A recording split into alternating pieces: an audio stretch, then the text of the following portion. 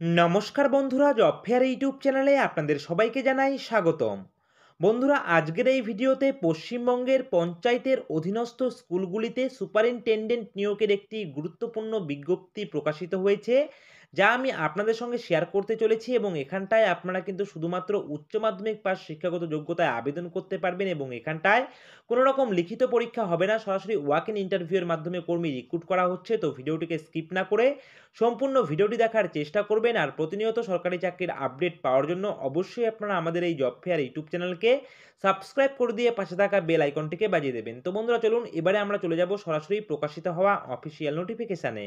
তো বন্ধুরা, আমরা চলে এসেছি সরাসরি অফিসিয়াল নোটিফিকেশনে। আপনারা অন স্ক্রিন দেখতে পাচ্ছেন অফিসিয়াল নোটিফিকেশন পাবলিশড হওয়ার ডেট, এবং এখানটায় কিন্তু অফিসিয়াল নোটিফিকেশনের মেমো নাম্বার আপনারা অন স্ক্রিন দেখতে পাচ্ছেন। এবং এখানটায় সবার প্রথমেই দেখিয়ে দিয়েছি যে এখানটায় আবেদন করবার জন্য আপনাদের কোয়ালিফিকেশন এবং আদার ক্রাইটেরিয়াগুলি কী লাগবে। তো দেখুন, এখানটায় সবার প্রথমেই লিখে দেওয়া রয়েছে আপনাদের এখানটায় আবেদন করবার জন্য শুধুমাত্র উচ্চ মাধ্যমিক পাস শিক্ষাগত যোগ্যতা প্রয়োজন, অর্থাৎ এখানটায় শুধুমাত্র উচ্চ মাধ্যমিক পাস করে থাকলে আপনারা আবেদন করতে পারবেন।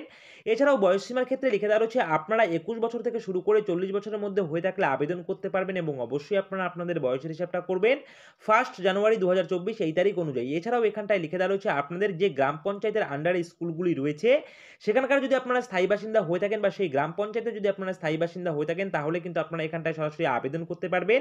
সেই বিষয়ে এখানটায় লিখে দেওয়া রয়েছে, আপনারা অন স্ক্রিন দেখতে পাচ্ছেন। এবং এখানটায় লিখে দেওয়া রয়েছে সিলেকশন প্রসিডিওরের ক্ষেত্রে আপনাদের কোনো রকম লিখিত পরীক্ষা হবে না, সরাসরি এখানটায় ওয়াক ইন ইন্টারভিউয়ের মাধ্যমে কর্মী রিক্রুট করা হবে, এবং ইন্টারভিউ হয়ে যাবে কিন্তু আপনাদের 30 নম্বরের। সেই বিষয়ে এখানটায় লিখে দেওয়া রয়েছে। তো বন্ধুরা, এবারে বিষয় হচ্ছে আপনারা এখানটায় কি করে আবেদন করবেন। তো বন্ধুরা, এখানে আবেদন করার জন্য কিন্তু এই নোটিফিকেশনে কোনো রকম অ্যাপ্লিকেশন ফর্ম নেই।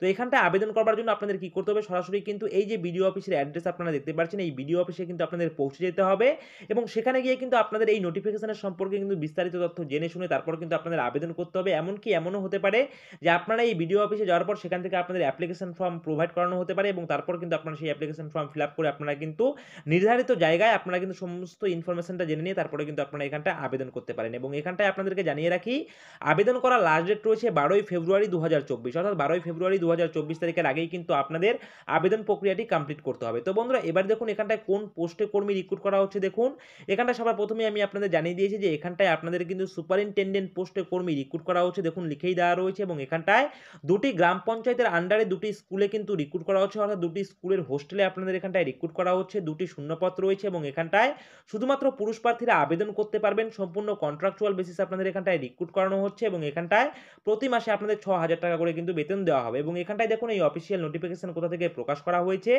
অফিসিয়াল নোটিফিকেশন প্রকাশ করা হয়েছে government of West Bengal, office of the block development officer, Kushmandi, Dakshin Dinajpur. তো বন্ধুরা, দক্ষিণ দিনাজপুর জেলার কুশমান্ডি বিডিও অফিস থেকে অফিসিয়াল নোটিফিকেশন প্রকাশ করা হয়েছে। সুতরাং আপনারা যদি দক্ষিণ দিনাজপুর জেলার কুশমান্ডি বিডিও অফিসের অন্তর্গত এই দুটি জিপি, অর্থাৎ এখানে কিন্তু দুটি গ্রাম পঞ্চায়েতের নাম লিখে দেওয়া রয়েছে, এই দুটি গ্রাম পঞ্চায়েতের মধ্যে যে কোনো একটি গ্রাম পঞ্চায়েতের স্থায়ী বাসিন্দা হয়ে থাকলে কিন্তু আপনারা নির্ধারিত স্কুলের হোস্টেলের জন্য আবেদন করতে পারবেন সুপারিনটেনডেন্ট পোস্টের জন্য। এখানে যদি আপনাদের জেলা দক্ষিণ দিনাজপুর না হয়ে থাকে, বা আপনারা যদি কুশমান্ডি ব্লকের অন্তর্গত না হয়ে থাকেন, তাহলে আপনারা কিন্তু অবশ্যই ভিডিওর কমেন্ট বক্সে এসে আপনার জেলার নামটি লিখে দিয়ে যাবেন। তাহলে কি হবে যে আপনার জেলার আপনার ব্লকে যে কোনো ছোট বড় সরকারি চাকরির খবর উঠে এলেই আমরা কিন্তু আমাদের এই জব ফেয়ার ইউটিউব চ্যানেলে সেটা ভিডিওর মাধ্যমে প্রকাশ করব। তো বন্ধুরা, এই রয়েছে আজকের ভিডিওটি ভালো লাগলে অবশ্যই ভিডিওটিতে একটি লাইক করবেন, কমেন্ট করবেন, শেয়ার করবেন, আর এভাবেই আপনারা আমাদের এই জব ফেয়ার ইউটিউব চ্যানেলের পাশে থাকবেন। সকলে মিলে ভালো থাকবেন, সুস্থ থাকবেন।